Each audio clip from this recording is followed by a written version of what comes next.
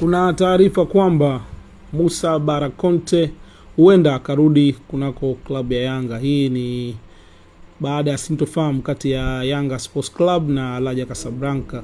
Taarifa ikufikia kwamba Musa Barakonte alisajiliwa na Dar es Salaam Africans mnamo dirisha la 2025-2026 ili kuhudumia kunako klabu ya Dar es Salaam Africans. Isivyo bahati, Musa Barakonte hakutoa ile huduma ambayo wananchi waliitaka, na ilipofika dirisha dogo Dar es Salaam Africans wakampeleka kwa mkopo kunako Raja Casablanca. So far toka dirisha dogo mpaka sasa hivi Musa Barakonte amecheza kwa takriban dakika 50 kwa michezo yote ya ligi na club bingwa, kitu ambacho Raja Casablanca wanaona kama hakidhi mahitaji yao, na walikuwa wanaangalia uwezekano wa kumchukua jumla.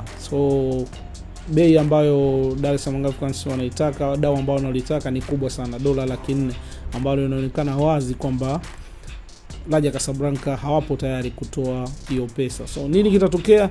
Tuache tuone mpaka mwisho wa msimu huu. Kama Raja Casablanca na Dar es Salaam Africans wasipokubaliana, ni wazi kuwa Musa Barakonte atarudi kwenye viunga vya Twiga na Jangwani kuendelea kuitumikia klabu hiyo. Ni hayo tu kwa sasa.